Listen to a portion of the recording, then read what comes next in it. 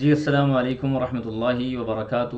الحمد للہ رب العالمین والعاقبۃ للمتقین والصلاة والسلام علی اشرف الانبیاء والمرسلین نبینا محمد وعلی آلہ وصحبہ ومن تبعہم بإحسان الی یوم الدین، اما بعد، اللہم انفعنا بما علمتنا وعلمنا ما ينفعنا وزدنا علما، سبحانک لا علم لنا الا ما علمتنا انک انت العلیم الحکیم۔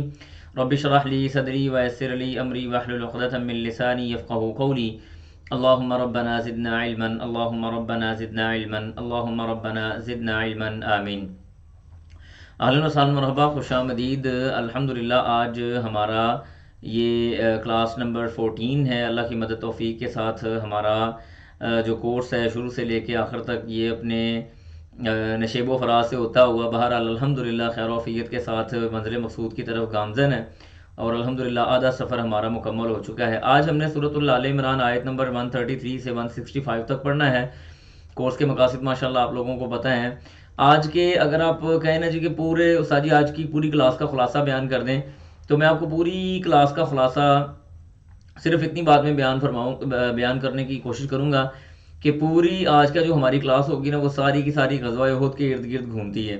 اللہ سبحانہ و تعالیٰ نے مسلمانوں کی کیفیتیں بیان کی ہیں، انہوں نے کیا کام کیے، کیسے کیے، کس کس طرح سے کیے، منافقین کے کچھ رویوں کو اللہ تعالیٰ تذکرہ کر رہے ہیں، اور اسی طرح سے مومن کیسا ہونا چاہیے، اور بڑی زبردست آیات ہیں میدان جہاد کے حوالے سے جو آج ہمارے ساتھ انشاءاللہ باذن اللہ پورا سبق چلیں گی۔ تو سبق کا ہم باقاعدہ آغاز کرتے ہیں۔ اعوذ باللہ من الشیطان الرجیم، بسم اللہ الرحمن الرحیم۔ قال اللہ تبارک و تعالی فی محکم تنزیلی وسارعوا الى مغفرۃ من ربکم وجنۃ عرضها السماوات والارض اعدت للمتقین۔ معزز سامعین و سامعات، اگر آپ کو کچھ یاد ہو تو کل ہم نے اپنی جو آخری آیت مکمل کی تھی وہ تھی اطیعوا اللہ واطیعوا الرسول لعلکم ترحمون، کہ اللہ سبحانہ و تعالیٰ کی اطاعت اور فرما برداری کرو اور اس کے رسول کی اطاعت اور فرما برداری کرو تاکہ تمہارے اوپر رحم کیا جائے۔ تو یہ مومنین کی اللہ تعالیٰ کچھ باتیں بیان کر رہے ہیں، کچھ باتیں اللہ سبحانہ و تعالیٰ یہاں پہ وضاحت کر رہے ہیں۔ پھر آگے اللہ تعالیٰ نے آج یہاں سے آغاز کیا ہے مومنوں کی کچھ نشانیوں کے حوالے سے اور فوائد کے حوالے سے۔ اللہ کہتے ہیں وَسَارِعُوا، اور دوڑ لگاؤ، الی مغفرۃ، مغفرت کی طرف، من ربکم، اپنے رب کی طرف سے، یعنی اپنے رب کی مغفرت کی طرف دوڑ کر چلے آؤ، وجنت، اور اس جنت کی طرف دوڑ کے آؤ، عرضھا، جس کی چوڑائی السماوات والارض، زمین و آسمان کے بقدر ہے۔ اس کی دو طرح سے تفسیریں کی جاتی ہیں۔ بعض مفسرین نے تو تفسیر اس کی یہ کی ہے کہ زمین و آسمان کے درمیان جتنی چوڑائی بنتی ہے، اس کا جو خلا ہے اس کے بقدر جنت کی چوڑائی ہے۔ عرض کہتے ہیں چوڑائی کو، ٹھیک ہے جی، طول کہتے ہیں لمبائی کو، اتنی بڑی چوڑائی ہے اس کی۔ تو یہ بعض مفسرین نے کہا، بعض نے کہا نہیں، اس کا مطلب یہ ہے کہ زمین اور آسمان دونوں کو اکٹھا کر کے جتنی چوڑائی بنتی ہے اتنی چوڑائی جنت کی ہے۔ دونوں میں سے جو بھی تفسیر لیں بہرحال وہ ٹھیک ہی ہے کہ اللہ سبحانہ و تعالیٰ یہ جو چوڑائی ہے یہ کم از کم ہماری عقل میں تو نہیں آنے والی، نہ زمین و آسمان کے درمیان کے خلا والی چوڑائی ہمارے سمجھ میں آنے والی ہے، اور نہ ہی اگر زمین آسمان کو جوڑ کے ایک چوڑائی کر دیں تو یہ ہماری سمجھ میں آنے والی ہے۔ تو یہاں پہ جو مسئلہ ہے وہ یہ ہے کہ اللہ سبحانہ و تعالیٰ کی جنت اتنی بڑی ہے۔ اللہ فرماتے ہیں یہ جنت تیار کس کے لیے کی ہے؟ اعدت، تیار کی گئی ہے، للمتقین، پرہیزگاروں کے لیے۔ اس کے بعد اللہ کہتے ہیں الذین، وہ لوگ، ینفقون، اب یہ جو جنتی ہے نا، جو اللہ کی رحمت کی طرف بھاگ کے جاتے ہیں، اللہ کی مغفرت کی طرف بھاگ کے جاتے ہیں، ان کی کچھ صفات بیان ہو رہی ہیں۔ اللہ فرماتے ہیں الذین، یہ وہ لوگ ہیں، ینفقون، جو مال خرچ کرتے ہیں، فی السراء، خوشی میں، جب خوشحالی ہوتی ہے، مال کی فراوانی ہوتی ہے، اللہ سبحانہ و تعالیٰ نے بڑا نوازا ہوتا ہے نا، تو اللہ کے راستے میں بخوشی خرچ کرتے ہیں۔ والضراء، جب ان کے پاس مال نہیں ہوتا، پیسہ نہیں ہوتا، پیسے کی خود ضرورت ہوتی ہے، تب بھی اللہ کے راستے میں خرچ کرنے سے گریز نہیں کرتے۔ والکاظمین، دو صفتیں ہو گئیں، فی السراء، ینفقون فی السراء، تنگی اور آسانی دونوں وقتوں میں اللہ کے راستے میں خرچ کرتے ہیں۔ والکاظمین الغیظ، والکاظمین، اور غصے کو، والکاظمین، اور پی جاتے ہیں، الغیظ، غصے کو، اپنے غصے کو نگل لیتے ہیں، پی جاتے ہیں۔ والعافین عن الناس، اور لوگوں کو معاف کرتے ہیں۔ یہ چار اوصاف اللہ تعالیٰ نے بیان کیے ہیں۔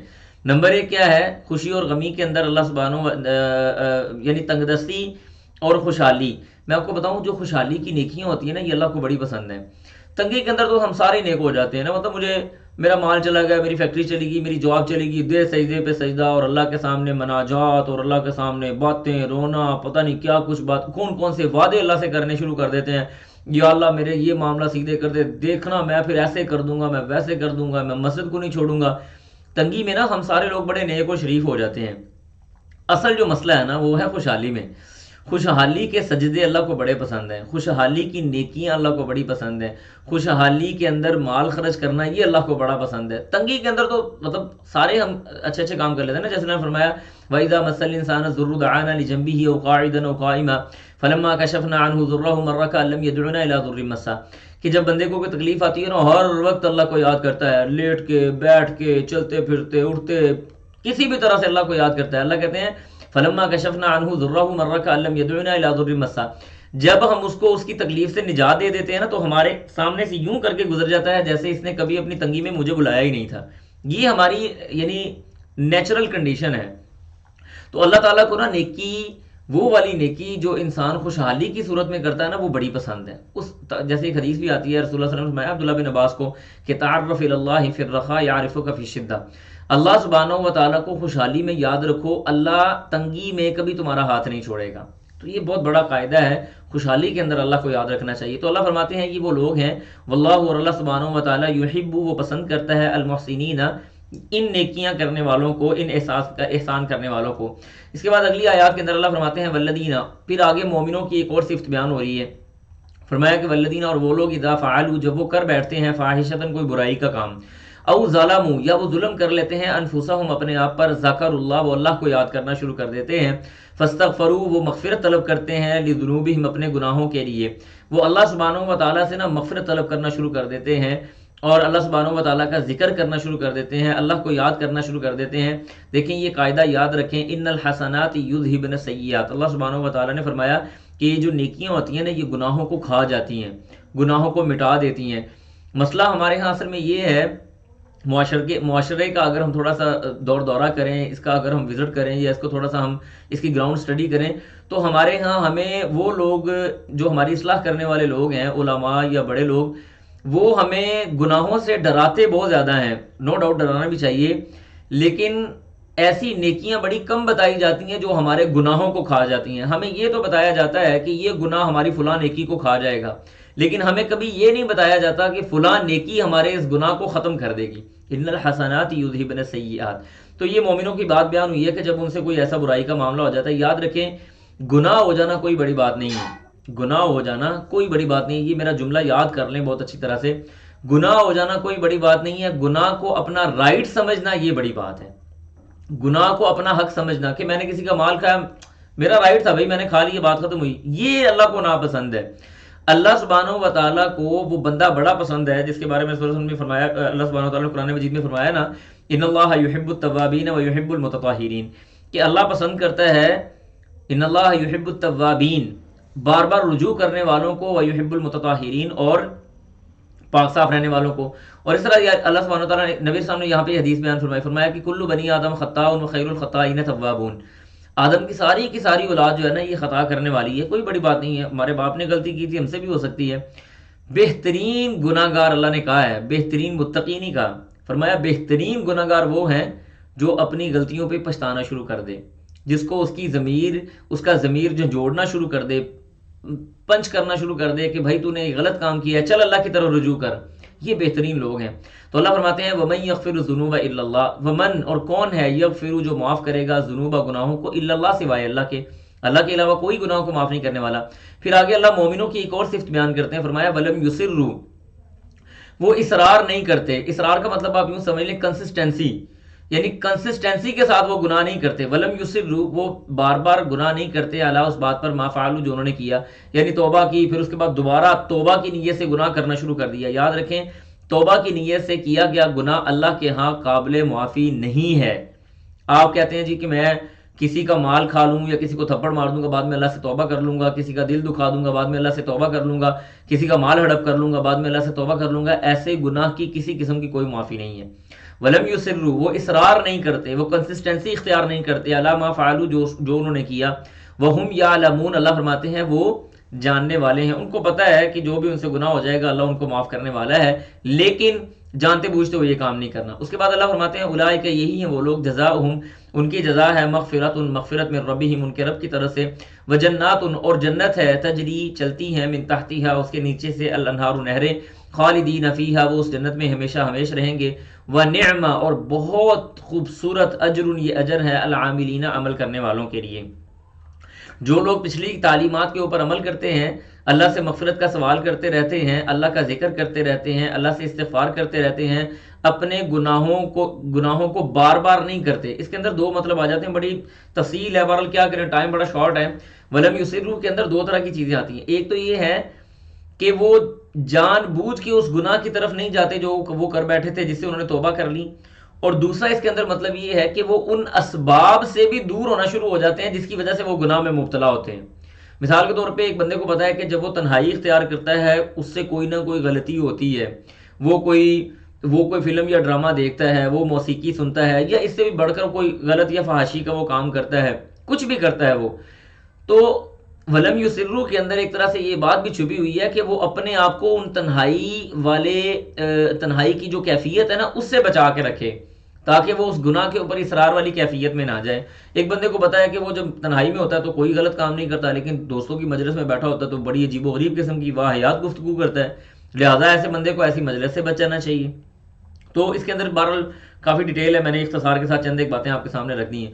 اس کے بعد اللہ سبحانہ و تعالیٰ فرماتے ہیں قد خلت من قبلکم، قد تحقیق، خلط گزر چکی ہیں، من قبلکم آپ سے پہلے، سنن قصے، یا اصل میں سنن کا مطلب ہوتا ہے سنن، یہ سنت ان کی جمع ہے، مطلب کہ اللہ سبحانہ و تعالیٰ کا طریقہ جو آپ سے پہلے ہے نا وہ گزر چکا ہے۔ وہ طریقہ کیا ہے وہ آگے بات آ رہی ہے، فرمایا فسیرو، پس سیر کیجئے، فی الارض، یعنی گھومیں پھریں، سیر سے مراد وہ ہماری سیر و سیاحت نہیں ہے، فسیرو گھومیں، فی الارض زمین میں، فانظروا پس دیکھو، کیفا کیسے، کانا عاقبۃ المکذبین، کانا کیسے ہوا، عاقبۃ انجام، المکذبین جھٹلانے والوں کا، کہ اللہ سبحانہ و تعالیٰ نے ان لوگوں کا کیا حال کیا جنہوں نے اللہ کو جھٹلا دیا۔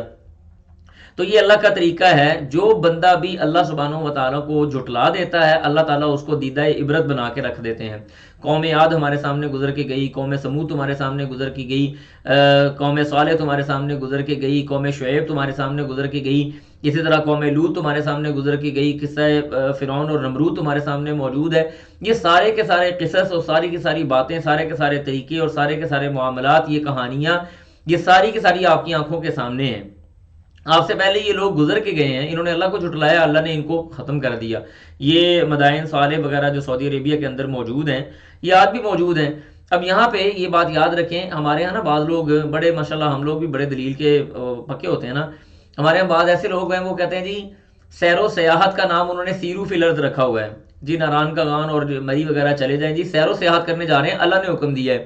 اللہ کی سیر و سیاحت گناہ کی طرف نہیں ہے، اللہ کی سیر و سیاحت کی دعوت دیدہ عبرت کے لیے ہے، عبرت کے نشان دیکھنے کے لیے ہے، ان لوگوں کے واقعات کو پڑھنے کے ساتھ ہے کہ کیسے انہوں نے اللہ کی نافرمانی کی اور اللہ سبحانہ و تعالیٰ نے کس طرح سے کسی کو ٹھنڈی ہواؤں کے ساتھ مار دیا، کسی کو چیخ کے ساتھ مار دیا، کسی کو آسمان کی بلندیوں پہ لے جا کے الٹا نیچے پھینک دیا۔ یہ دیدہ عبرتیں چیزیں، یہ سیرو فی الارض ہے۔ اس کے بعد اللہ فرماتے ہیں ھذا، یہ بیان ہے، للناس لوگوں کے لیے، وہدن اور ہدایت ہے، وموعظۃ اور نصیحت ہے۔ یہ سارے جو معاملات گزر کے گئے ہیں نا، قد خلت من قبلکم سنن، ان ساروں کے اندر اللہ سبحانہ و تعالیٰ نے ہدایت، نصیحت رکھی ہے، کن کے لیے؟ للمتقین، پرہیزگاروں کے لیے۔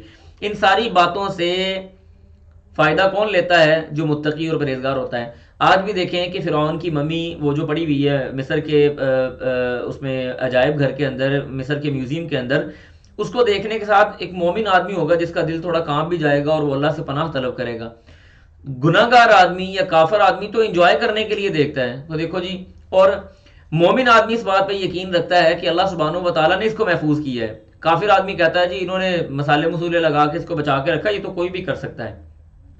تو عبرت کن کے لیے ہے؟ للمتقین، پرہیزگاروں کے لیے۔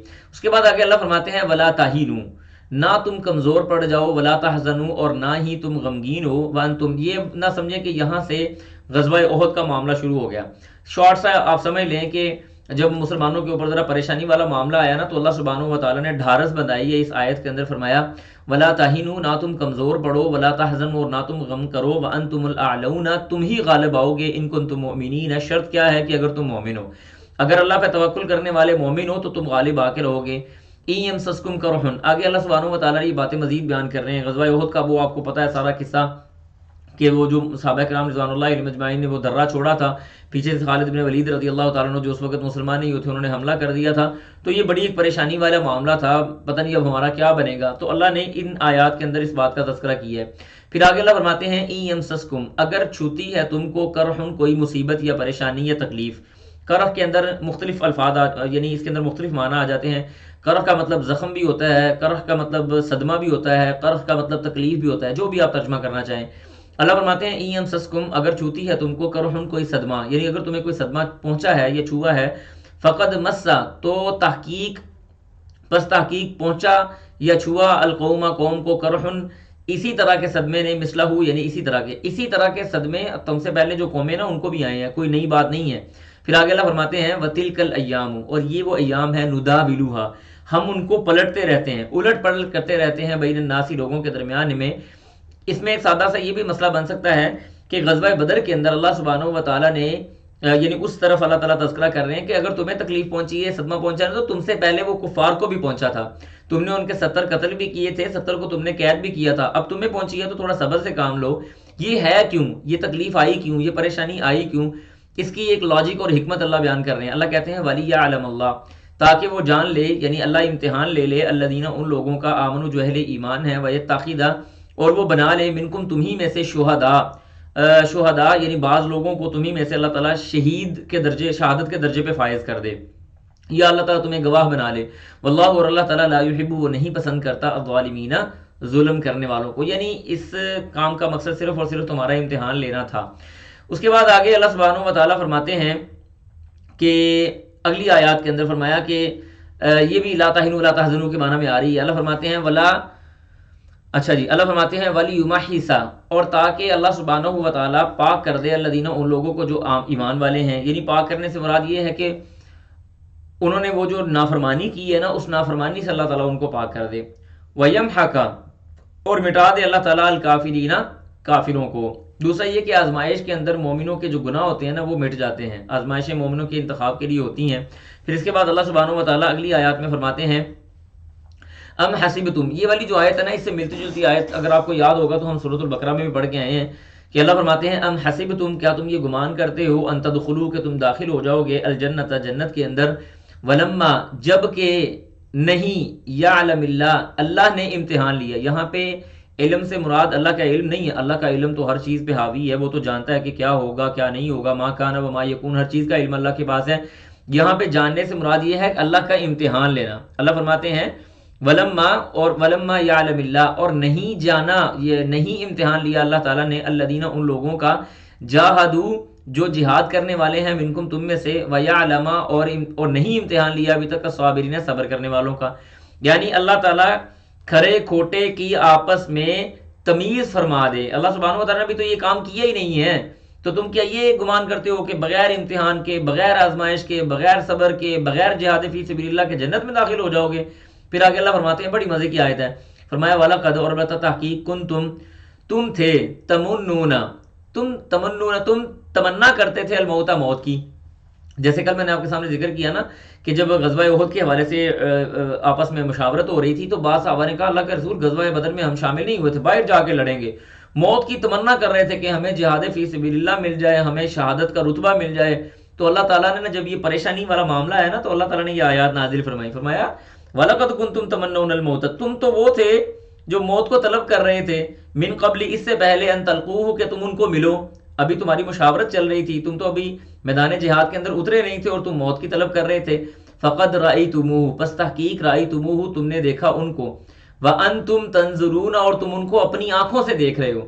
دیکھیں رآ یرآ کے اندر ضروری نہیں ہے کہ انسان اپنی آنکھ سے دیکھے کسی چیز کو، لیکن نظر ینظر کے اندر یہ حکمت پائی جاتی ہے کہ کسی چیز کو آنکھ سے دیکھنا، یہ والی آنکھوں کے ساتھ دیکھنا۔ تو اللہ سبحانہ و تعالیٰ کہتے ہیں کہ تم تو ان کو تمہاری یہ جو ظاہری آنکھیں ہیں نا، ان آنکھوں کے ساتھ تم ان کو دیکھ رہے ہو، اب تو وہ تمہارے سامنے موجود ہیں، چلو بسم اللہ کرو، آگے جا کے لڑو۔ اب یہیں پہ بھی یہ بات بھی آ گئی کہ جب رسول اللہ صلی اللہ علیہ وسلم کے کچھ دندان مبارک شہید ہوئے، آپ علیہ السلام کے اوپر بے ہوشی والی کیفیت آ گئی، تو شیطان کی طرف سے کچھ آوازیں آنا شروع ہو گئیں کہ محمد الرسول اللہ صلی اللہ علیہ وسلم قتل کر دیے گئے ہیں۔ اب جب یہ بات ہوئی نا تو صحابہ کرام رضوان اللہ علیہم اجمعین کے درمیان میں اضطراب پیدا ہو گیا، بے چینی والی کیفیت آ گئی۔ ایک تو پہلے ہی مار پڑ رہی ہے ایک طرح سے، اور شہادتیں ہو رہی ہیں، بڑے مسائل بنے ہوئے ہیں، دونوں طرف سے مسلمان پیسے جا رہے ہیں، اوپر سے یہ والی خبر آ گئی کہ رسول اللہ صلی اللہ علیہ وسلم دنیا سے رخصت ہو گئے ہیں، تو ہر طرف پریشانی ہو گئی، اب ہمارا کیا بنے گا۔ بعض لوگوں نے یہ بھی گمان کرنا شروع کر دیا کہ اب ہم جا کے نا مشرکین مکہ کے ساتھ امان طے کر لیں گے، اللہ کے رسول نہیں رہے، تو بڑی عجیب قسم کی کیفیت ہو گئی، اضطراب آ گیا، بہت زیادہ بے چینی آ گئی۔ اللہ نے یہ آیات نازل فرمائی، فرمایا وما محمد، اور نہیں ہے محمد الا رسول، مگر اللہ کے رسول ہیں۔ محمد صلی اللہ علیہ وسلم اللہ نہیں ہے، اللہ کے رسول ہیں۔ قد خلت من قبلہ، تحقیق گزر چکے، من قبلہ آپ سے پہلے، الرسل بہت سارے رسول آپ سے پہلے بھی گزرے ہیں۔ افئن ماتا، اگر وہ فوت ہو گئے، او قتلا یا قتل کر دیے گئے، یعنی کیا اگر وہ فوت ہو جائیں یا قتل کر دیے جائیں، یعنی شہید کر دیے جائیں، انقلبتم علی اعقابکم، انقلبتم تم پھر جاؤ گے، علی اعقابکم اپنی ایڑیوں کے بل، یعنی اگر رسول اللہ صلی اللہ علیہ وسلم فوت ہو جاتے ہیں یا میدان جہاد کے اندر شہید ہو جاتے ہیں تو کیا تم اپنی ایڑیوں کے بل پھر جاؤ گے، یعنی دین اسلام سے اپنے آپ کو نکال لو گے۔ ومن ینقلب، جو کوئی پھر جائے، علی عقبہ اپنی پیڑیوں کے بل، فلن یضر اللہ شیئا، اللہ کو وہ کچھ نقصان نہیں دے سکتا، اللہ کو اس کا کوئی نقصان نہیں ہوگا۔ وَسَيَجْزِي اللَّهُ، اور ان قریب اللہ تعالیٰ جزا دے گا ان لوگوں کو، الشاکرین جو شکر کرنے والے ہیں۔ یہاں پہ ہمارے لیے بہت بڑی ایک دلیل ہے، وہ یہ ہے جیسے نبی علیہ السلام کی جب وفات ہوئی، حقیقی وفات ہوئی آپ علیہ السلام کی، تو عمر رضی اللہ تعالیٰ عنہ جیسا بندہ تلوار لے کے مدینے کے اندر پھر رہا ہے اور کہہ رہا ہے کہ جس بندے نے کہا کہ اللہ کے رسول دنیا سے رخصت ہو گئے، میں اس کا سر قلم کر دوں گا۔ ابوبکر صدیق رضی اللہ تعالیٰ عنہ اپنے حواس میں موجود ہیں اور وہ کھڑے ہو کے خطبہ دیتے ہیں، خطبہ دینے کے بعد یہ آیات تلاوت کرتے ہیں، وما محمد الا رسول قد خلت من قبلہ الرسل فإن مات أو قتل انقلبتم على أعقابكم، یہ آیتیں پڑھتے ہیں اور حضرت عمر رضی اللہ تعالیٰ عنہ کا بیان ہے، وہ کہتے ہیں کہ میری جو ٹانگیں تھیں نا، ان کے اندر جان نہیں تھی کہ یہ کھڑی ہو سکیں، پریشانی کی کیفیت تھی، یہ غم تھا بڑا شدید قسم کا۔ تو کہتے ہیں کہ میں اپنی نا گھٹنوں کے بل زمین پہ بیٹھ گیا اور مجھے یوں محسوس ہوا کہ جیسے یہ قرآن کی آیت اللہ نے آج نازل کی ہے، آج نازل ہوئی ہے۔ اور پھر مکہ مدینہ کے اندر کیفیت یہ تھی صحابہ کرام کی کہ جو بھی وہاں سے گزر رہا ہوتا، کوئی بھی گزرتا، ایک دوسرے کو ملتے تو ایک دوسرے کو مل کے یہ قرآن کی آیت پڑھتے، وما محمد الا رسول قد خلت من قبلہ الرسل فإن مات أو قتل انقلبتم على أعقابكم۔ یاد رکھیں کہ جیسے وہ ابوبکر صدیق رضی اللہ عنہ کے بڑے زبردست الفاظ ہیں، فرمایا کہ محمد صلی اللہ علیہ وسلم اللہ کے بندے اور اس کے رسول تھے، لیکن تم جو بندہ رسول اللہ صلی اللہ علیہ وسلم کی عبادت کرتا تھا وہ یہ بات جان لے کہ محمد رسول اللہ صلی اللہ علیہ وسلم دنیا سے رخصت ہو گئے۔ جو بندہ اللہ کی عبادت کرتا تھا وہ جان لے کہ تمہارا معبود حی و قیوم ہے، وہ قائم ہے، قائم بالذات ہے، قائم بالذات ہے، قائم بالذات ہے اور قائم رکھنے والا ہے، وہ زندہ و جاوید ہے۔ تو یہ بڑے زبردست اور قیمتی قسم کے الفاظ تھے جو صحابہ کرام رضوان اللہ علیہم اجمعین کے دلوں کے اندر انہوں نے یعنی پکڑ کی۔ تو اس لیے یہاں پہ یہ بات آئی کہ رسول اللہ صلی اللہ علیہ وسلم اگر چلے بھی جائیں تو تم تو اللہ پہ ایمان لے کے آئے ہو۔ پھر اس کے بعد اللہ فرماتے ہیں موت اللہ کے دن سے، فرمایا وما کان، اور نہیں ہے، لنفس کسی نفس کے لیے یا کسی جان کے لیے، ان تموتا کہ وہ فوت ہو جائے، الا مگر باذن اللہ، اللہ کی اجازت کے ساتھ۔ اللہ کی اجازت کیا؟ کتابن، جو اس نے لکھا ہوا ہے، مؤجلہ مقررہ وقت، اللہ نے جو کسی جان کا مقررہ وقت لکھا ہوا ہے اسی وقت میں وہ جا کے اس کو موت آئے گی۔ میدان جہاد کے اندر آنا یہ تو تمہاری آزمائش ہے، ضروری تو نہیں ہے کہ جو لوگ میدان جہاد میں آئے وہ سارے کے سارے شہید ہو جائیں، یہ تو اللہ نے جس کو قبول کر لیا سو کر لیا، جس کی موت کا مقرر تھا وقت اس کو موت آ گئی۔ وگرنہ آپ دیکھیں خالد بن ولید رضی اللہ تعالیٰ عنہ نے پتہ نہیں کتنی جنگیں لڑی ہیں، اور بعض صحابہ بیان کرتے ہیں کہ ان کے جسم کا ایک حصہ بھی ایسا نہیں تھا جس کے اوپر نیزے کا یا خنجر کا یا تیر کا نشان موجود نہ ہو۔ اس کے باوجود بسیار انہوں نے کوشش کی، بہت ان کی بڑی خواہش تھی کہ میدان جہاد کے اندر وہ شہید ہوتے، لیکن اپنے بستر کے اوپر ان کو موت آئی، وہ میدان جہاد کے اندر شہید نہیں ہوئے۔ تو اللہ سبحانہ و تعالیٰ نے جس بندے کا جو وقت مقرر کیا نا اس کو وہیں پہ وہ آ جانا ہے۔ پھر آگے اللہ فرماتے ہیں وَمَن يُرِدْ ثواب الدنیا، اور جو کوئی ارادہ رکھے دنیا کے اجر کا، یعنی دنیا کے ثواب کا، نؤتیہ منہا، ہم دیتے ہیں اس کو، منہا اس دنیا سے۔ اس غزوہ احد کے اندر بھی بعض ایسے لوگ تھے جو نہ اللہ کے رسول کی محبت میں آئے تھے، نہ اللہ سبحانہ و تعالیٰ کی محبت میں آئے تھے، نہ دین اسلام کی محبت میں آئے تھے۔ اور وہ 100% منافقین میں سے بھی نہیں تھے، بلکہ وہ آئے تھے کہ بعض جو اپنے انصاری خاندان کے جو بھائی تھے، دوست تھے، ان کی محبت میں اور ان کا منہ رکھنے کے لیے، جیسے ہم چلے جاتے ہیں نا کہ جی وہ بندہ کیا کہے گا یار میرے اوپر مصیبت آئی تو اس نے میرا ساتھ نہیں دیا، اس مقصد کے لیے وہ آئے تھے. 100% منافقین میں سے بھی نہیں تھے وہ، اور 100% مومنین میں سے نہیں تھے وہ، ان سے بھی کوئی اگلی والی چیز ہی تھے. تو اللہ سبحانہ وتعالیٰ نے بعض ایسے لوگ ہیں جو صرف دنیا کی زندگی کی خاطر دنیا کا ثواب لینے کے لیے موجود ہیں. وَمَن يُرِدْ، اور جو کوئی ارادہ رکھے ثواب الآخرہ، آخرت کے اجر کا، نُؤْتِهِ مِنْهَا، ہم اس کو بھی دیتے ہیں پورا پورا، وَسَنَجْزِي الشَّاكِرِينَ، اور ان قریب ہم جزا دیں گے الشاکرین، شکر کرنے والوں کو. پھر اس کے بعد اللہ فرماتے ہیں وَكَأَيٍّ، اور کتنے ہی، من نبی، نبیوں میں سے، قاتل، وہ نبی ہیں، قاتل، انہوں نے جہاد کیا، انہوں نے جہاد فی سبیل اللہ کیا، انہوں نے قتال کیا، معہ، ان کے ساتھ، ربیون، بہت سارے اللہ والے تھے، کثیر، بہت زیادہ، یعنی بہت سارے اللہ والوں نے بھی ان کے ساتھ مل کے جہاد کیا. پھر اس کے بعد اللہ فرماتے ہیں فما وہنوا، پس وہ تھکے نہیں، یعنی انہوں نے سستی نہیں دکھائی. کس بات کی وجہ سے؟ لما اصابہم، جو ان کو پریشانی پہنچی، فی سبیل اللہ، اللہ کے راستے میں، وما ضعفوا، اور نہ ہی وہ کمزور پڑے، وما استکانوا، اور نہ ہی انہوں نے اپنے ہتھیار ڈالے، یعنی نہ انہوں نے شکست تسلیم کی، نہ وہ سست ہوئے، اور نہ ہی انہوں نے کوئی کمزوری دکھائی. پریشانیاں ان کو بھی میدان جہاد کے اندر بڑی آئی ہیں، تکلیفیں ان کو بھی میدان جہاد میں بڑی آئی ہیں، لیکن اللہ سبحانہ و تعالیٰ کی محبت، اس کی رضا، اس کی خوشنودی حاصل کرنے کے لیے انہوں نے کوئی جو معاملہ تھا وہ نہیں کیا. اللہ فرماتے ہیں واللہ، اور یہی وہ لوگ ہیں، اللہ سبحانہ و تعالیٰ یحب، وہ پسند کرتا ہے، صابرین، صبر کرنے والوں کو. پھر آگے اللہ فرماتے ہیں وما کان قولہم الا ان قالوا، وما کان، اور نہیں تھا، قولہم، قول ان کا، الا مگر، یعنی وہ ایک ہی بات ان کے، یہ ترانہ ان کی زبانوں کے اوپر موجود تھا. قالوا، وہ کہتے تھے، ربنا اغفر لنا، اے اللہ ہمیں معاف کر دے، ذنوبنا، ہمارے گناہوں کو، و اسرافنا، اور ہماری زیادتیوں کو. یا اللہ، ایک تو ہوتے نا گناہ، ایک ہوتا ہے گناہ جو ہوتا ہے نارمل گناہ، ایک ہوتا ہے گناہ اس لیول کا کہ زیادتی کی حد تک چلا جائے، جیسے اللہ نے فرمایا نا وَمَن يَعْمَلْ سُوءًا أَوْ يَظْلِمْ نَفْسَهُ ثُمَّ يَسْتَغْفِرِ اللَّهَ يَجِدِ اللَّهَ غَفُورًا رَحِيمًا. یہ آیت بڑی شاندار ہے. اللہ فرماتے ہیں وَمَن يَعْمَلْ سُوءًا أَوْ يَظْلِمْ، جس بندے نے برا کام کر لیا، یہاں تک اگر یہ آیت پوری ہو جاتی نا تو یغفر اللہ یجد اللہ غفور الرحیم، بات ہو جاتی تو پوری تھی. لیکن اللہ نے کہا وَمَن يَعْمَلْ سُوءًا، وہ بندہ جس نے برائی کا کام کیا، پھر اس کے بعد او یظلم نفسہ، برائی کا کام بھی اس لیول کا جا کے کیا کہ اپنی جان کے اوپر ظلم کرنے کی حد تک اس نے یہ کام کر لیا، ثم یستغفر اللہ، پھر اس نے اللہ سے استغفار طلب شروع کی، یجد اللہ غفور الرحیم، اللہ کو وہ غفور الرحیم پائے گا. جب بھی اللہ کے سامنے جائے گا خالص نیت کے ساتھ اللہ سے معافی طلب کرے گا، اللہ سبحانہ و تعالیٰ اس کو معاف کر دیں گے. ٹھیک ہے. اللہ فرماتے ہیں وَإِسْرَافًا، اپنی ذاتی، فی امرنا، ہمارے معاملے میں، وثبت، اور ثابت قدم فرما، اقدامنا، ہمارے قدموں کو ثابت کر، ہمارے اقدامنا، قدموں کو، وانصرنا، اور مدد فرما ہماری، علی القوم الکافرین، کافر قوم پر.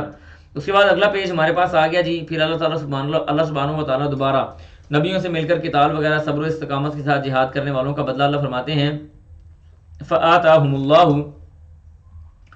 تو اس کا نتیجہ کیا ہوا ہے اس بات کا نا، یعنی جو آیات آئی ہیں پیچھے کہ انہوں نے نبیوں کے ساتھ مل کے جہاد کیا، لوگوں نے بھی جہاد کیا اور نبیوں نے بھی کیا، اور انہوں نے اللہ سے مغفرت بھی طلب کی اپنے گناہوں کے حوالے سے، اور صبر و استقامت کی دعا بھی کی، اور باقی ساری چیزیں انہوں نے کی.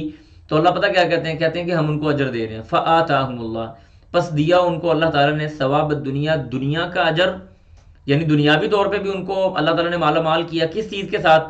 مال غنیمت کے ساتھ. وحسن ثواب الآخرہ، اور اللہ فرماتے ہیں آخرت کا ثواب تو بے مثال ہے، حسنہ بہترین ہے، ثواب الآخرہ، آخرت کا ثواب. واللہ، اور اللہ تعالیٰ، یحب، وہ پسند کرتا ہے، المحسنین، احسان کرنے والوں کو. اس کے بعد اگلی آیات میں ہم چلتے ہیں انشاءاللہ باذن اللہ. اللہ فرماتے ہیں یا ایھا الذین، اے لوگو، آمنو، جو ایمان لائے ہو، ان تطیعوا، اگر تم فرما برداری کرو. کس کی فرما برداری کرو؟ یعنی اگر تم نے بات مان لی. اصل میں اس آیت کا بھی تھوڑا سا شان نزول یہ بنتا ہے کہ رسول اللہ جب غزوہ احد کے اندر ظاہری طور پہ مسلمانوں کو تھوڑی سی شکست وغیرہ ہوئی، پریشانی کا سامنا ہوا نا، تو جب مدینے بیچارے واپس لوٹے تو وہ یہودی پہلے ہی بیٹھے ہوئے تھے، منافقین بھی بیٹھے ہوئے تھے ہنسنے کے لیے اور موقع تلاش کر کے. انہوں نے نا یہ ایک اشکال ڈالنا شروع کر دیا، کہنے لگے کہ اگر تمہارا یہ نبی سچا ہوتا نا تو کبھی بھی اس کو شکست نہ ہوتی، کبھی بھی اس کو شکست نہ ہوتی، تو یہ تمہارا نبی سچا نہیں ہے. یہ اشکالات انہوں نے ڈالنے شروع کر دی. اللہ نے فرمایا یا ایھا الذین، اے لوگو، آمنو، جو ایمان والے ہو، ان تطیعوا، اگر تم نے پیروی کر لی، الذین ان لوگوں کی کفروا جنہوں نے کفر کیا، یردوکم وہ تم کو لوٹا لیں گے، علی اعقابکم تمہاری ایڑیوں کے بل، تمہاری ایڑیوں کے بل تم کو لوٹا لیں گے، فتنقلبوا تو تم پھر جاؤ گے خاسرین خسارہ پانے والے ہو کر. یعنی اگر تم نے ان کی بات مان لی اور ان کی طرف پلٹ گئے تو سمجھو کہ تمہارا یہ جو پلٹنا ہے نا یہ خسارے سے خالی نہیں ہے. یاد رکھو بل اللہ بلکہ اللہ تعالیٰ مولاکم وہ تمہارا والی اور مددگار ہے، وہو خیر الناصرین اور اللہ سبحانہ و تعالیٰ وہی بہترین مددگار ہے. لہٰذا ان کی باتوں کے اندر آنے کی ضرورت نہیں ہے، پریشان ہونے کی ضرورت نہیں ہے. پھر آگے اللہ فرماتے ہیں سنلقی ان قریب ہم ڈال دیں گے فی قلوب الذین ان لوگوں کے دلوں میں کافروا جنہوں نے کفر کیا، یعنی کافروں کے دلوں میں ان قریب ہم ڈال دیں گے الرعب رعب، دبدبا ڈر، بما کس وجہ سے اشرکوا جنہوں نے شرک کیا باللہ اللہ تعالیٰ کے ساتھ. اب اس میں پتہ کیا ہوا، میں آپ کو تھوڑی سی اس کا بھی شارٹ سا اوور ویو دے دیتا ہوں. میں نے آپ کو بتایا کہ یہ تاریخی باتیں ہیں، اس کے اندر بڑی باتیں ہیں اور بڑے بڑے اسرار اور رموز چھپے ہوئے ہیں، لیکن ٹائم بڑا شارٹ ہے اپنے پاس، تو اس لیے میں اختصار کے ساتھ آپ کو بتا دیتا ہوں کہ جب یہ غزوہ احد ہوا، غزوہ احد کے وقت مسلمانوں کو جو شکست ظاہری طور پہ نظر آ رہی تھی، اب مسلمان پریشان ہو گئے. رسول اللہ صلی اللہ علیہ وسلم کی دور اندیشی اس وقت بھی بڑی خوبصورت تھی. آپ علیہ الصلوۃ والسلام بڑے بہترین قسم کے جرنیل تھے. آپ علیہ الصلوۃ والسلام کو یہ خیال آیا کہ یہ ابو سفیان اپنا قافلہ لے کے چلا تو گیا ہے، لیکن کہیں ایسے نہ ہو کہ ابھی مسلمان بیچارے سارے وہ زخم اپنے ٹھیک کر رہے ہیں، پریشان ہیں، تدفین چل رہی ہے اور ایک غم چھایا ہوا ہے ہر طرف، تو کہیں وہ ہمارے اوپر واپس مدینہ کے اوپر حملہ نہ کر دے. اب نبی علیہ الصلوۃ والسلام کی یہ دور اندیشی تھی اور ابو سفیان کو بھی یہ خیال آ گیا کہ کیوں نہ میں یہ کام کر لوں، کہ ابھی تو کام تو ہوا ہی نہیں، ابھی تو ہم باتیں شاتیں کر کے آ گئے ہیں، چلو چند ان کے لوگ مارے گئے، ٹھیک ہے ہم اس پہ خوش ہو گئے، رسول اللہ صلی اللہ علیہ وسلم تو ابھی حیات ہیں، ابھی تو وہ لوگ ٹھیک ہیں. تو ابو سفیان اپنے قافلے کے ساتھ، ابھی یہ مسلمان نہیں ہوئے تھے، یہ واپس پلٹے. جب یہ واپس پلٹے نا تو اللہ کے رسول صلی اللہ علیہ وسلم نے تقریباً انصار اور مہاجرین صحابہ میں سے 70 لوگوں کو جمع کر لیا ہوا تھا، جن کو اس بات پہ آمادہ کر لیا گیا کہ تم نے ان کا پیچھا کرنا ہے. اب جب رسول اللہ صلی اللہ علیہ وسلم نے اس جماعت کو بھیجا تو ایک آدمی تھا، مجھے اس کا نام ذہن سے نکل گیا ہے، وہ نبی علیہ السلام وہ اس وقت قبیلہ بنو اوس اور خزرج کا حلیف تھا. وہ اللہ کے رسول کے پاس تھوڑی تعزیت وغیرہ کے لیے آیا کہ جی میدان جہاد کے اندر یہ معاملات ہوئے ہیں، اور یہ بندہ بھی مسلمان نہیں ہوا تھا، یہ ابو سفیان سے بھی ملتا تھا اور رسول اللہ صلی اللہ علیہ وسلم سے بھی. یہ اللہ کے رسول کو مل کے نا ابو سفیان کے پاس ملنے چلا گیا. راستے میں حمراء الاسد ایک جگہ کا نام تھا، وہاں پہ جا کے اس نے ابو سفیان کو ملا اور اس نے کہا کہ کدھر جا رہے ہو؟ کہنے لگا میں واپس مدینہ پہ چڑھائی کرنے جا رہا ہوں. تو اس نے بتایا کہ رسول اللہ صلی اللہ علیہ وسلم نے نوجوانوں کی تازہ دم جماعت تمہارے پیچھے بھیجی ہوئی ہے.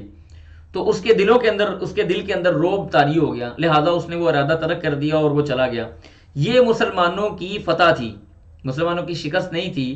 ظاہری طور پہ دیکھنے میں لگتا ہے کہ مسلمانوں کی فتح نہیں ہوئی بلکہ شکست ہوئی ہے. یہ مسلمانوں کو میدان جہاد کے اندر ضروری نہیں ہے کہ فتح لڑائی والی نظر آ رہی ہو، بلکہ میدان جہاد کے اندر اگر آپ دشمن سے اپنے آپ کو بچا لیتے ہیں اور اس کو اعصابی طور پہ کمزور کر دیتے ہیں، جذباتی طور پہ شکست دے دیتے ہیں، تو یہ بھی بہت بڑی فتح ہے. تو مسلمانوں کو یہ والی فتح یہاں پہ حاصل ہوئی تھی. تو اللہ سبحانہ و تعالیٰ نے، اور اس طرح سے ایک حدیث بھی آتی ہے کہ رسول اللہ صلی اللہ علیہ وسلم نے فرمایا کہ مجھے کچھ ایسی چیزیں دی گئی ہیں جو مجھ سے پہلے کسی نبی کو نہیں دی گئیں. ان میں سے ایک چیز یہ ہے کہ 1 مہینے کی مسافت پر میرا روب میرے دشمن کے دلوں میں اللہ تعالیٰ نے ڈال دیا ہوا ہے. تو اس کے دلوں میں روب ڈال دیا. اللہ کہتے ہیں یہ روب ان کے دلوں میں آیا کیوں؟ فرمایا بما اشرکو جو انہوں نے شرک کیا باللہ اللہ کے ساتھ، ما لم ينزل به سلطان اللہ نے اس کے ساتھ کوئی بھی دلیل نازل نہیں کی. یعنی اللہ نے جن چیزوں کے لیے کوئی دلیل نازل نہیں کی ان لوگوں کو انہوں نے اللہ کا شریک بنا لیا. تو اللہ فرماتے ہیں وَمَأْوَاهُمُ النَّارُ اور ان کا ٹھکانہ آگ ہے، وَبِئْسَ مَثْوَى الظَّالِمِينَ اور وہ بہت برا ٹھکانہ ہے الظالمین ظالموں کے لیے.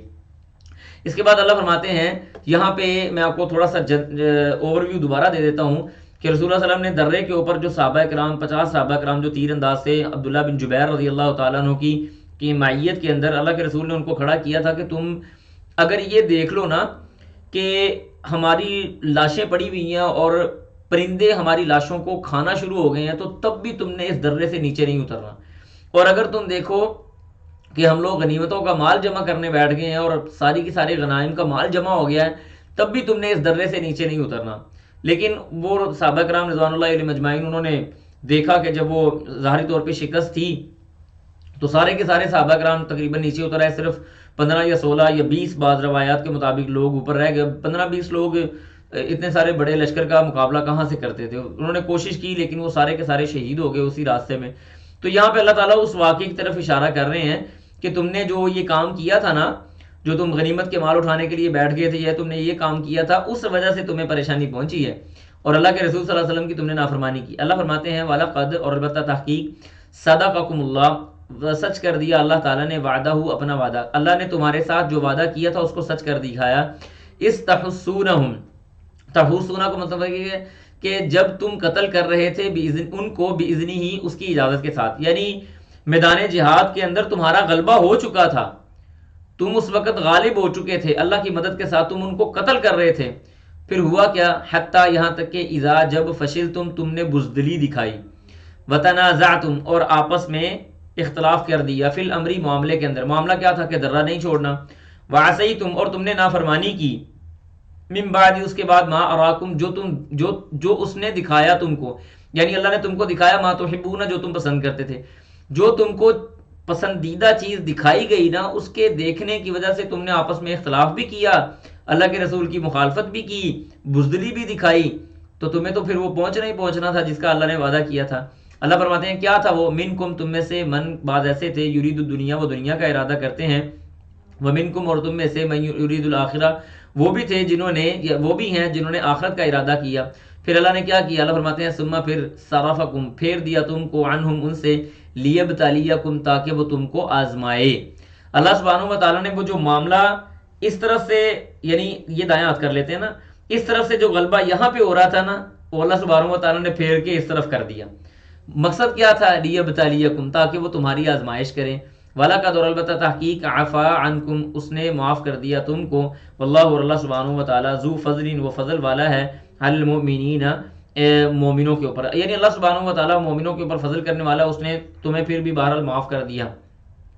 اس کے بعد اللہ فرماتے ہیں، یہ بھی وہی کیفیت بیان ہو رہی ہے کہ جب پیچھے سے خالد بن ولید نے آ کے حملہ کیا نا، تو صحابہ کرام رضوان اللہ علیہم اجمعین ایسے گھومنے پھرنے لگے، کوئی ادھر جا رہا ہے، کوئی ادھر جا رہا ہے، کوئی ادھر جا رہا ہے۔ اب اس کیفیت کو اللہ بیان کر رہے ہیں، فرمایا استسعدون، یعنی چڑھنا، اللہ فرماتے ہیں استسعدون، جب تم چڑھ رہے تھے، ولا تلبون، کوئی بھی پیچھے مڑ کے نہیں دیکھ رہا تھا۔ تلبون کا مطلب ہوتا ہے مڑنا یا اپنے آپ کو موڑ لینا، ٹھیک ہے جی۔ ولا تلبون، اور نہ تم مڑ رہے تھے، علی احد، کسی ایک پر، یعنی پیچھے مڑ کے کسی کو نہیں دیکھ رہے تھے، والرسول یدعوکم، اللہ کے رسول تم کو پکار رہے تھے، فی اخراکم، تمہارے پیچھے سے، یعنی تمہارے پیچھے سے اللہ کے رسول تم کو پکار رہے تھے، فاصابکم، پس پہنچا تم کو، غمن، غم، بغم، غم کے ساتھ، یعنی ہم نے تمہیں تکلیف در تکلیف پہنچائی۔ کیوں؟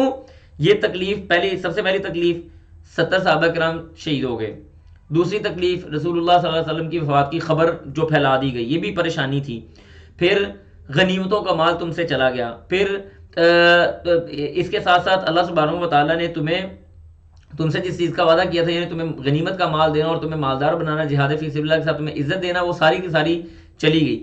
تو اللہ کہتے ہیں غم کے ساتھ ہم نے تم کو غم، فاصابکم، تم کو غم کے ساتھ غم پہنچا۔ وجہ کیا تھی؟ لکی لا تحزنوا، تاکہ تم غمگین نہ ہو جاؤ، الا، اس پر، ما فاتکم، جو تم، لکی لا تحزنوا، تاکہ تم غمگین ہو جاؤ، الا، اس پر، ما فاتکم، جو تم سے فوت ہو گیا، ولا ما اصابکم، اور جو تم کا نہیں پہنچا، واللہ، اور اللہ تعالیٰ، جو تمہیں، یعنی ولا ما اصابکم، اور جو تمہیں پیش آئے، یعنی جو تمہیں پہنچا، جو تم سے فوت ہو گیا، ان ساری چیزوں کے اوپر تم تھوڑا غم کرو، واللہ، اور اللہ تعالیٰ، خبیر، وہ خبر رکھنے والا ہے، بما تعملون، جو تم عمل کرتے ہو، یعنی لکی لا، تاکہ نہ تحزنوا، تم غم کرو، تم غم نہ کرو، کس لیے؟ جو تم سے چلا گیا یا جو تم کو پہنچ گیا، واللہ، اور اللہ تعالیٰ، خبیر، وہ خبر رکھنے والا ہے، بما تعملون، جو تم عمل کرتے ہو۔ اس کے بعد اگلے پیج کی طرف ہم آتے ہیں۔ اس پیج کے اندر اللہ سبحانہ و تعالیٰ غم کے بعد امن، اگر تم گھر میں ہوتے، یعنی یہاں پہ بھی میدان جو غزوہ احد ہے نا، اس کی باتیں ہو رہی ہیں۔ غزوہ احد کی باتیں یہاں پہ کس طرح سے ہیں کہ میں نے آپ کو پہلے بتایا نا کہ کچھ ایسے لوگ تھے جو ویسے ہی ایسے منہ رکھنے کے لیے، یہ خاندان کی عزت کے لیے لڑنے کے لیے آ گئے تھے، لڑنے کا ان کا موڈ نہیں تھا۔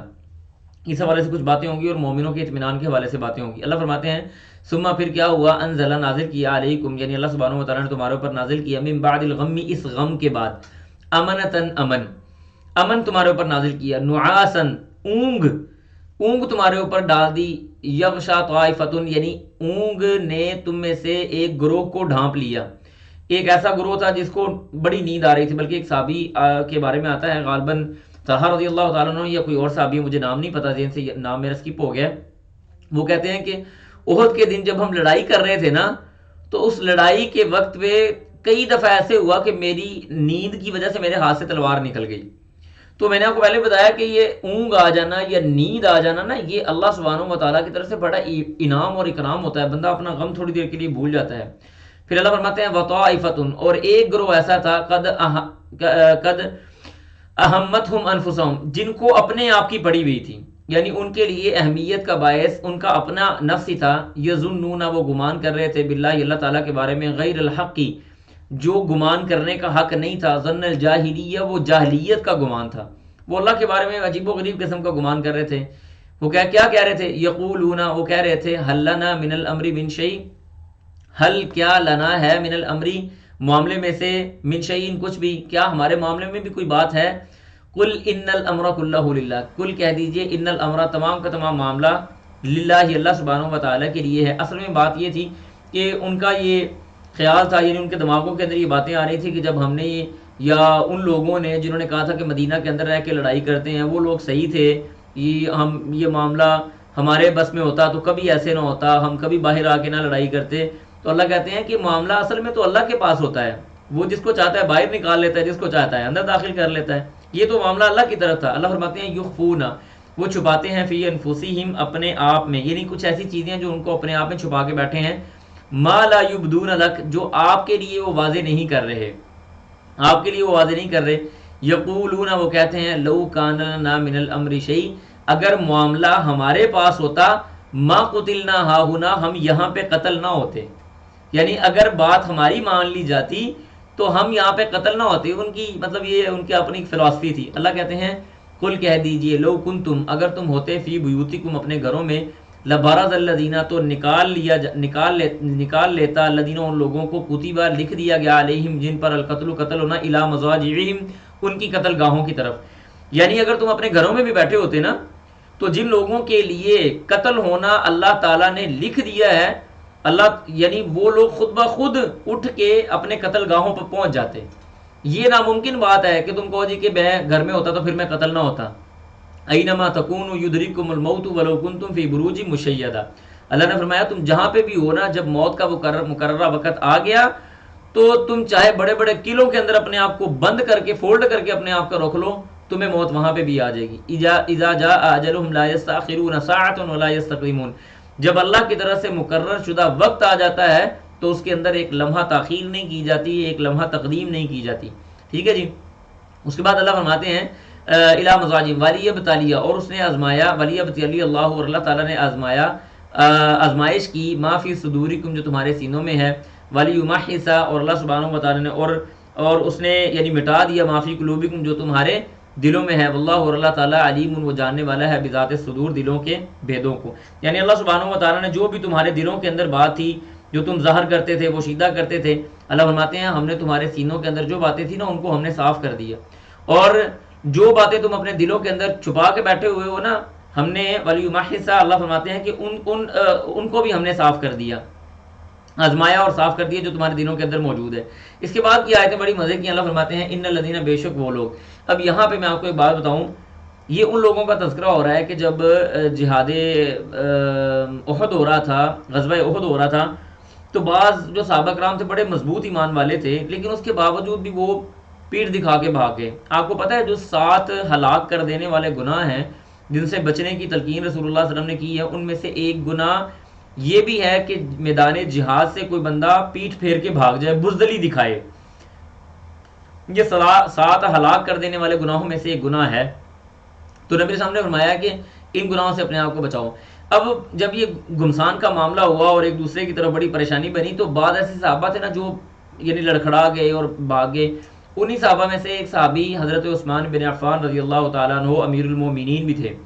تو اللہ سبحانہ و تعالیٰ نے ان سارے جو لوگ تھے جو بھاگے تھے الٹے پاؤں، اللہ نے ان سب کی گناہ معاف کر دیے، ان کا وہ جرم معاف کر دیا. ہمارے ہاں بعض لوگ جو صحابہ کرام رضوان اللہ علیہ مجمعین پہ تبرہ کرتے ہیں اور الٹی سیدھی باتیں کرتے ہیں، وہ عثمان رضی اللہ تعالیٰ پہ ایک یہ والا اعتراض بھی کرتے ہیں. یہ بات آپ ذہن میں رکھیے گا، کبھی آپ کے سامنے یہ اعتراض آئے کہ جی عثمان رضی اللہ تعالیٰ تو میدان جہاد سے بھاگ گئے تھے، تو قرآن کی یہ آیت ان کے خلاف بہت بڑی دلیل ہے کہ اللہ سبحانہ و تعالیٰ نے قرآن مجید کے اندر ان سارے کے سارے لوگوں کی معافی کا اعلان کیا ہے، لہٰذا یہ اعتراض بنتا ہی نہیں ہے. اللہ فرماتے ہیں ان الذین بے شک وہ لوگ تولوا جو پھر گئے منکم تم میں سے یوم التقى الجمعان جب دو جماعتیں آپس میں ملی، یعنی کافر اور مسلمان جب آپس میں مڈ بھیڑ ہوئی ہے، ان کی جہاد ہوا، آپس میں لڑائی ہوئی، آپس میں مل گئے تو کچھ لوگ بھاگ گئے. انما استزلهم الشیطان، اللہ کہتے ہیں انما بے شک استزلهم وسوسہ ڈال دیا ان کو شیطان نے ببعض ما کسبوا ان کے بعض اعمال کی وجہ سے، یعنی کسی بھی وجہ سے شیطان نے ان کے دل کے اندر وسوسہ ڈالا، لہذا وہ بھاگ کھڑے ہوئے. اللہ فرماتے ہیں والا قد اور البتہ تحقیق عفا اللہ معاف کر دیا اللہ سبحانہ و تعالیٰ نے عنہم ان سے، اللہ تعالیٰ نے ان کے اس گناہ سے ان کو معافی دے دی. ان اللہ بے شک اللہ تعالیٰ غفور وہ معاف کرنے والا ہے، حلیم اللہ بردبار ہے. لہذا وہ سارے کے سارے لوگ جو میدان جہاد سے اس وقت پریشانی کی وجہ سے گھومے تھے، اللہ سبحانہ و تعالیٰ نے ان کی تو عام معافی کا اعلان کیا ہے.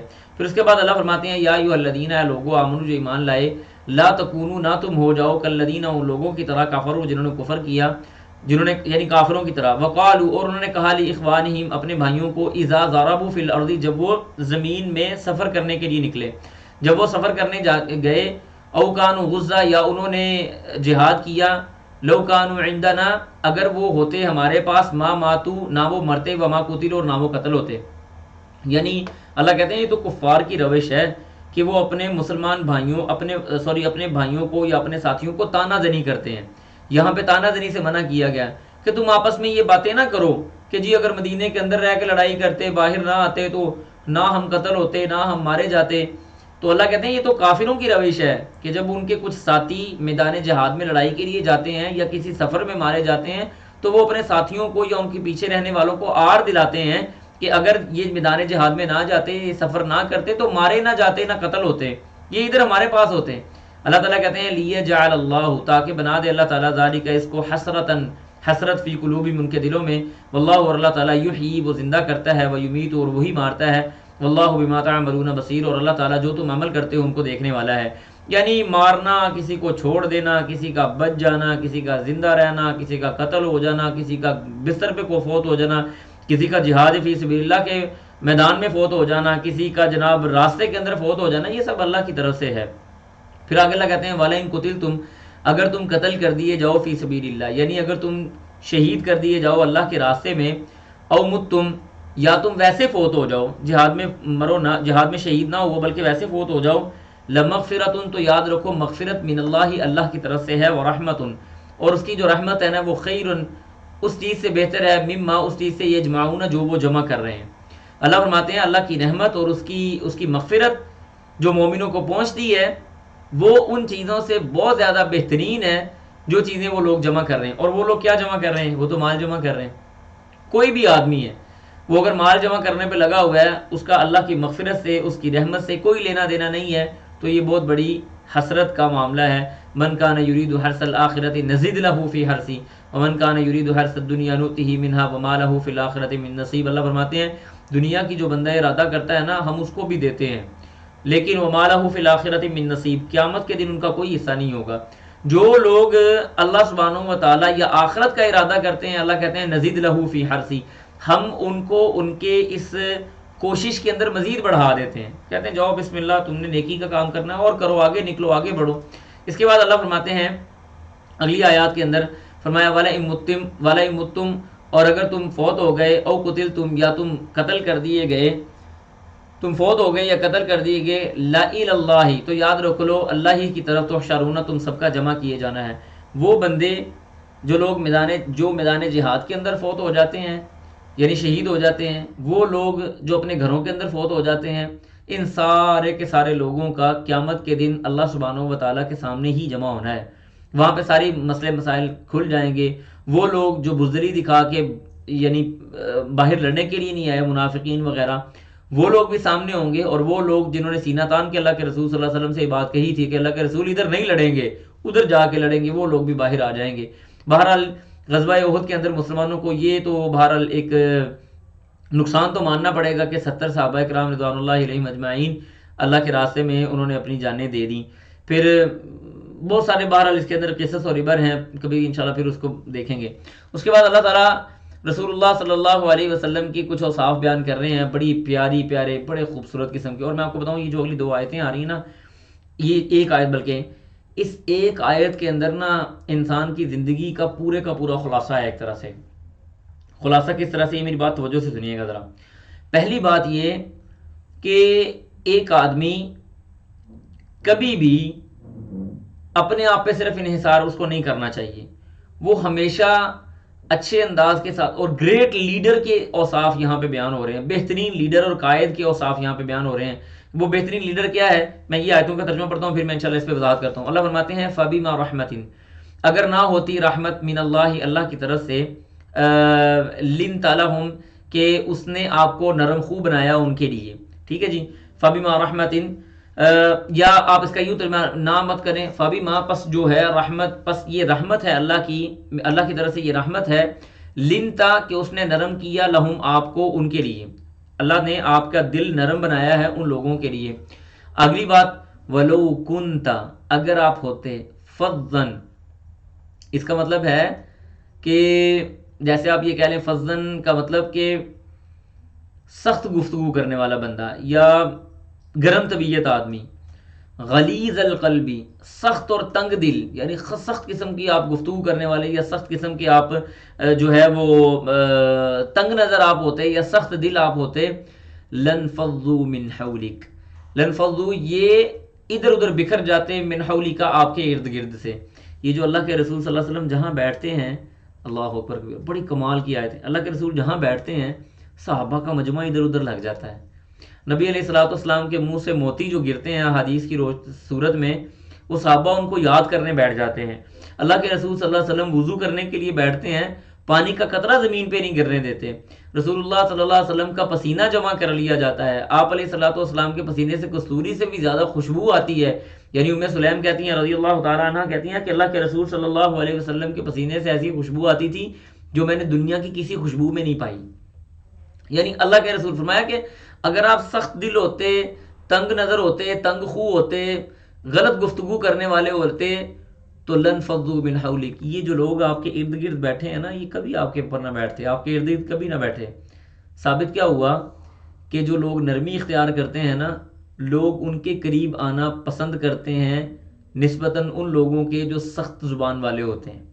لَنْفَضُّوا مِنْ حَوْلِكَ. پھر اس کے بعد اللہ فرماتے ہیں فَاعْفُ عَنْهُمْ، فَاعْفُوا، معاف کر دو، عنہم، ان کو، یعنی ان کو معاف کر دیا کرو، کوئی غلطی ہو جائے تو معاف کر دیا کرو.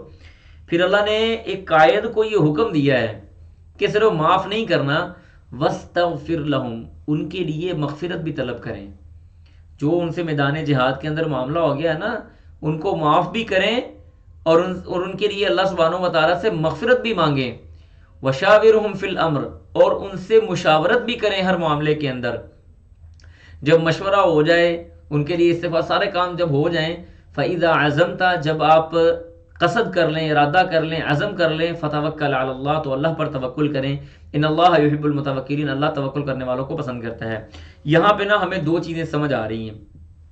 پہلی بات یہ کہ جب بھی کوئی معاملہ دنیاوی طور پہ، یعنی ہماری زندگی کا خلاصہ یہ آ رہا ہے نا، جب بھی کوئی معاملہ ہمارے سامنے پیش آئے تو ہم نے کیا کرنا ہے، ہم نے وَشَاوِرْهُمْ فِي الْأَمْرِ، معاملے کے حوالے سے مشاورت کرنی ہے. مشاورت دو طرح کی ہوتی ہے. ایک مشاورت وہ ہے جو مخلوق کی مخلوق کے ساتھ ہے، یعنی ہم اپنے بھائی کے ساتھ، بہن کے ساتھ، اپنے جیسے لوگوں کے ساتھ، اپنے دوستوں کے ساتھ، عزیزوں اور رشتہ داروں کے ساتھ، استادوں کے ساتھ، ایکسٹرا، جس کو ہم اچھا سمجھتے ہیں اس کے ساتھ ہم مشورہ کرتے ہیں. ایک ہے مشاورت یہ والی. دوسری مشاورت وہ ہے جو انسان اللہ سبحانہ و تعالیٰ سے کرتا ہے استخارے کی صورت میں. استخارے کا مطلب ہوتا ہے اللہ سے خیر کا طلب کرنا. تو پہلا آپ نے کام کیا کیا، ظاہری اسباب اختیار کیے. ظاہری اسباب کیا تھے، وشاورہم فی الامر، معاملے کے اندر مشاورت کی. اور باطنی اسباب کیا ہیں کہ اللہ سبحانہ و تعالیٰ سے بھی مشورہ طلب کیا. پھر جب یہ سارا کام ہو گیا نا، اب اسباب اختیار کر لیے. یہاں پہ ہمیں سبق ملتا ہے کہ اسباب اختیار کرنے کی نفی کسی جگہ نہیں ہے. اللہ نے ہر جگہ اسباب اختیار کرنے کا حکم دیا ہے. فَاتَّقُوا اللَّهَ مَا اسْتَطَعْتُمْ، اللہ نے فرمایا کہ جہاد کے لیے اپنے آپ کو تیار کرو. وَأَعِدُّوا لَهُم مَا اسْتَطَعْتُم مِّن قُوَّةٍ، اسباب اختیار کرنے کی بات ہوئی. یہاں پہ ظاہری طور پہ اسباب اختیار کر لیے. اب جب اسباب اختیار کر لیے، دل مطمئن ہو گیا، معاملہ سامنے آ گیا، اذا عزمت فتوکل علی اللہ، اب جب کام کو شروع کر دیا ہے نا، پھر یہ نہیں سوچنا کہ مجھ سے غلط ہو گیا، یا میں نے غلط کام کر لیا، یا مجھے مشورہ کرنا ہی نہیں چاہیے تھا کسی کے ساتھ. جب آپ نے عزم کر لیا تو ڈوریں اللہ سبحانہ و تعالیٰ کے اوپر ڈال دیں. اپنی گاڑی کا پیٹرول، انجن، اس کے ٹائر، اس کی ہوا، اس کی ساری چیزیں ٹھیک کریں، چیک کریں، فٹ رکھیں، اسباب کو اختیار کریں. اس کے بعد جب سفر شروع کریں، اذا عزمت فتوکل علی اللہ، اللہ پہ توکل کر لیں. کیوں اللہ پہ توکل کیوں کریں؟ وجہ جی ہمیں اس کا کیا فائدہ ہوگا؟ کیونکہ اللہ تعالیٰ توکل کرنے والوں کو پسند کرتا ہے. ٹھیک ہے جی. تو اس لیے ظاہری اسباب بھی اختیار کرنے ہیں. ظاہری اسباب اختیار کرنے کے بعد یہ نہیں سوچنا کہ یہ میرے اسباب ہیں تو اس وجہ سے میں نجات پاؤں گا، یا ان اسباب کی وجہ سے میں نے نجات پا لی ہے. ایسی کوئی بات نہیں ہے. توکل اللہ پہ، یحب المتوکلین، وہ توکل کرنے والوں کو پسند کرتا ہے. پھر اس کے بعد آگے اللہ فرماتے ہیں ان ینصرکم اللہ، اگر اللہ تعالیٰ تمہاری مدد کرے، اگر اللہ تعالیٰ تمہاری مدد کرے، فلا غالب لکم، تو تمہارے اوپر کوئی غالب آنے والا نہیں ہے. یعنی شکست اور فتح یہ ساری کی ساری اللہ سبحانہ و تعالیٰ کی طرف سے ہے. پھر اللہ فرماتے ہیں وَإِن يَخْذُلْكُمْ فَمَنْ ذَا الَّذِي يَنْصُرُكُم مِّن بَعْدِهِ، وَإِن يَخْذُلْكُمْ، اگر وہ چھوڑ دے تم کو، اگر اللہ تعالیٰ تمہیں بے یارو مددگار، یخذل کا مطلب ہوتا ہے، ایک ہوتا ہے نا تارا کا یترکو، کسی کو چھوڑ دینا. یخذل کا مطلب ہوتا ہے کسی کو بے یارو مددگار چھوڑ دینا، کہ اس کو ضرورت تھی مدد کی. مثال کے طور پہ میں بڑا پیاسا تھا، میرے سامنے ایک آدمی آیا، میں نے کہا بھائی جان مجھے پانی پلا دو. اس کے پاس پانی کا بھرا ہوا پیالہ موجود ہے، لیکن وہ مجھے پانی پلانے کی بجائے مجھ سے منہ پھیر کے دوسری طرف چلا جائے. اس کا مطلب ہوتا ہے کسی کو بے یارو مددگار چھوڑ دینا. تو اللہ فرماتے ہیں وَإِن يَخْذُلْكُمْ، اور اگر وہ تم کو بے یارو مددگار چھوڑ دے، فَمَنْ ذَا الَّذِي يَنْصُرُكُم مِّن بَعْدِهِ، اس کے بعد تمہاری کون مدد کرے گا؟ وَعَلَى اللَّهِ، اور اللہ ہی پر فَلْيَتَوَكَّلْ، توکل کرتے ہیں المؤمنون، ایمان والے لوگ. اس کے بعد آگے بھی اللہ سبحانہ و تعالیٰ نے انبیاء یعنی نبی کی کچھ جو صفات ہیں ان کو بیان فرمایا کہ وما کانا، اور نہیں ہے للنبی، کسی نبی کے لیے، ان یغل، کہ وہ کوئی چیز چھپائے. نبی خیانت نہیں کرتا، وہ کوئی چیز چھپاتا نہیں ہے. جو اللہ کی طرف سے وحی ہوتی ہے وہ لوگوں کو بتا کے چلا جاتا ہے. پھر آگے اللہ فرماتے ہیں ومن یغلل، اور جس نے کچھ چھپایا، یاتی، وہ لائے گا، بما غلہ، جو چیز اس نے چھپائی تھی، یوم القیامہ، قیامت کے دن. قیامت کے دن جو چیز وہ لے کے آیا ہے نا، وہ چھپائی تھی جو چیز، وہ قیامت کے دن لے کے آئے گا. پھر اللہ کہتے ہیں ثم، پھر توفا، پورا دیا جائے گا، کل نفس، ہر جان کو، ما کسبت، جو اس نے کمایا، وہم لا یظلمون، اور وہ ظلم نہیں کیے جائیں گے، ان پر کسی قسم کا کوئی ظلم نہیں کیا جائے گا. پھر اس کے بعد اللہ فرماتے ہیں، یہ بڑی زبردست آیت ہے، فرمایا افمن اتبع رضوان اللہ، وہ بندہ جس نے اللہ کی رضا اور اس کی خوشنودی کی پیروی کی، کمن، کیا اس جیسا ہے، جو لوٹا بسخط من اللہ، اللہ سبحانہ و تعالیٰ کی ناراضگی اور ناخوشی کو لے کے. یعنی ایک وہ بندہ ہے جس نے اللہ کی پیروی کی، اللہ کی رضامندی کی پیروی کی، اور دوسرا وہ بندہ ہے جس نے اللہ سبحانہ و تعالیٰ کی ناراضگی مول لے لی. لا یستوی الذین لا یعلمون والذین لا یعلمون، لا یستوی اصحاب النار واصحاب الجنہ، اصحاب الجنۃ هم الفائزون. اللہ نے یہ بڑی مثالیں دی ہیں. لا یستوی الاعمی والبصیر، دیکھنے والا اور اندھا برابر نہیں ہو سکتے. جنت میں جانے والے اور دوزخ میں جانے والے برابر نہیں ہو سکتے. جاننے والے اور جاہل لوگ آپ برابر نہیں ہو سکتے. فمن زحزح عن النار وادخل الجنۃ فقد فاز، جو بندہ جہنم سے بچا کے جنت میں داخل کر دیا گیا وہ بندہ جنتی، اور وہی حقیقی کامیابی ہے. تو اللہ سبحانہ و تعالیٰ نے یہاں پہ یہ باتیں بیان کی ہیں کہ یہ دو بندے آپس میں برابر نہیں ہو سکتے. ایک بندہ اللہ کی رضا اور خوشنودی کو چاہتا ہے، دوسرا بندہ نے اللہ سبحانہ و تعالیٰ کی ناراضگی کو مول لیا ہے. اللہ فرماتے ہیں ومأواہ جہنم، اور اس کا ٹھکانہ جہنم ہے، وبئس المصیر، اور وہ بہت برا ٹھکانہ ہے. ہم درجات، اللہ فرماتے ہیں ان کے لیے درجات ہیں، عند اللہ، اللہ کے پاس. یعنی وہ لوگ جو اللہ کی رضا اور اس کی خوشنودی کو چاہتے ہیں ان کے اللہ کے ہاں درجات ہیں. واللہ، اور اللہ تعالیٰ بصیر، وہ دیکھنے والا ہے، بما یعملون، جو وہ عمل کرتے ہیں. اس کے بعد رسول اللہ صلی اللہ علیہ وسلم کی بعثت کی بات ہو رہی ہے. اللہ فرماتے ہیں لقد، البتہ تحقیق، من اللہ، احسان کیا اللہ سبحانہ و تعالیٰ نے. من کا مطلب مختلف مطلب استعمال ہوتے ہیں. من کا مطلب میٹھا بھی ہوتا ہے، جیسے من و سلوہ آتا ہے. من کا مطلب کسی کے اوپر احسان جتلانا بھی ہوتا ہے، جیسے ہے نا کہ یا ایھا الذین آمنوا لا تبطلوا صدقاتکم بالمن والاذی. اور من کا مطلب اللہ کا احسان بھی ہے، یعنی اللہ سبحانہ و تعالیٰ کی طرف سے احسان. فرمایا لقد، البتہ تحقیق، من اللہ، احسان کیا اللہ تعالیٰ نے، علی المؤمنین، مومنوں پر. کیا احسان کیا؟ اذ بعث، جب اس نے مبعوث کیا، فیہم، ان میں، رسولا، ایک رسول، من انفسہم، جو انہی میں سے ہے. یتلو، وہ کرتا کیا ہے؟ وہ تلاوت کرتا ہے، علیہم، ان پر، آیاتہ، اس کی آیتیں، ویزکیہم، اور وہ ان کا تزکیہ کرتا ہے، وَيُعَلِّمُهُمْ اور ان کو سکھاتا ہے الکتاب کتاب والحکمہ اور حکمت وَإِن كَانُوا اور وہ تھے من قبل اس سے پہلے لفی ضلال مبین واضح گمراہی کے اندر. یہاں پہ اللہ سبحانہ و تعالیٰ نے رسول اللہ صلی اللہ علیہ وسلم کی ایک صفت جو سب سے بڑی بیان کی ہے وہ یہ ہے کہ وہ رسول تلاوت قرآن پاک کرتا ہے، لوگوں کا تزکیہ کرتا ہے، ان کو کتاب اور سنت کی تعلیم دیتا ہے. اور اس نبی کی سب سے بڑھ کر جو کوالٹی اس آیت کے اندر نظر آ رہی ہے وہ یہ ہے کہ وہ اللہ کا احسان ہے، وہ نبی اللہ کا احسان ہے. اور پھر اس نبی کی بہترین ایک اور بات کیا ہے کہ وہ نبی تمہارے اندر سے آیا ہے، تمہارے سامنے اس نے 40 سال گزارے، تمہارے سامنے تم اس کو صادق و امین کہہ رہے تھے. سن 35 ہجری کے اندر حجر اسود کو لگانے کا واقعہ پیش آتا ہے تو اللہ کے رسول ظاہر ہوتے ہیں تو سارے لوگ خوش ہو جاتے ہیں، جی جا امین و ابن امین، جا کریم و ابن کریم، کریم کا بیٹا آ گیا، امین کا بیٹا آ گیا، امین آ گیا. اللہ کے رسول تمہارے درمیان میں فیصلہ کر رہے ہیں، ایک بہت بڑی لڑائی سے تمہاری جان چھڑوا رہے ہیں، تمہیں نجات دے رہے ہیں، تم ان کو صادق و امین کہہ رہے ہو. اور اس کے باوجود جب رسول اللہ صلی اللہ علیہ وسلم نے اس بات کا اعلان کیا کہ قولوا لا الہ الا اللہ تفلحوا، لا الہ الا اللہ کہہ دو، لا الہ الا اللہ کا اقرار کر دو، تم فلاح پا جاؤ گے، تو تم اسی کے در پہ ہو گئے. اسی کو ساحر، اسی کو کاہن، اسی کو جادوگر کہنا شروع کر دیا، اسی کو مجنون، پاگل اور دیوانہ کہنا شروع کر دیا. نعوذ باللہ ثم نعوذ باللہ. کیسے تم لوگ ہو؟ تمہارے اندر سے تو یہ رسول آیا ہے، کوئی باہر سے تو نہیں لے کے آئے. اگر اللہ سبحانہ و تعالیٰ نجد کے علاقے سے رسول لے آتا تو انہوں نے کہنا تھا اللہ یہ تو ہمارے اہل علاقے میں سے نہیں ہے، ہم تو نہیں اس کو مانتے. تمہارے اندر پلا بڑا ہے، تم نے ان کی جوانی دیکھی ہے، تم نے اس کا بچپن دیکھا ہے، اس کے باوجود تم اس کا انکار کر رہے ہو. تو یہ بہت بڑی بات ہے. اس کے بعد اللہ فرماتے ہیں اولما اصابتکم مصیبہ، اولما جب بھی اصابتکم پہنچی تم کو مصیبت، ان کو بھی پریشانی، قد اصبتم مثلیہا، ٹھیک ہے جی، اگر تم کو کوئی پریشانی اور تکلیف پہنچی ہے، قد تحقیق اصبتم پہنچی تھی، مثلیہا تم نے پہنچائی اسی کے مثل ان کو. یعنی یہ بھی جہاد غزوہ بدر اور احد کے حوالے سے بات ہو رہی ہے کہ اگر تمہیں غزوہ احد کے اندر پریشانی آئی ہے کہ تمہارے 70 صحابہ شہید ہو گئے ہیں تو تم نے بھی تو اسی طرح سے ملتی جلتی چیز ان کو پہنچائی تھی، یا اسی سے ملتی جلتی چیز ان کو بھی تو پہنچی تھی، بلکہ ان کو تو زیادہ پہنچی تھی. ٹھیک ہے جی، بلکہ ان کو زیادہ پہنچی تھی. کیا تھی ان کو؟ ان کے 70 مارے بھی گئے تھے اور 70 قیدی بھی ہوئے تھے. اللہ فرماتے ہیں قلتم انا ھذا، جب یہ پریشانی آئی نا تو صحابہ کرام رضوان اللہ علیہم اجمعین کہنے لگے، یعنی تم نے کہا انا ھذا، یہ کیسے ہو گیا، یہ کیسے ہو گیا، ہمیں یہ پریشانی کیوں آ گئی، انا کیسے ہوا؟ قل کہہ دیجئے ہوا من عندی انفسکم، وہ تمہارے نفسوں کی طرف سے ہے. تم نے جو نافرمانی کی تھی نا اس وجہ سے تمہیں یہ پریشانی پہنچی ہے.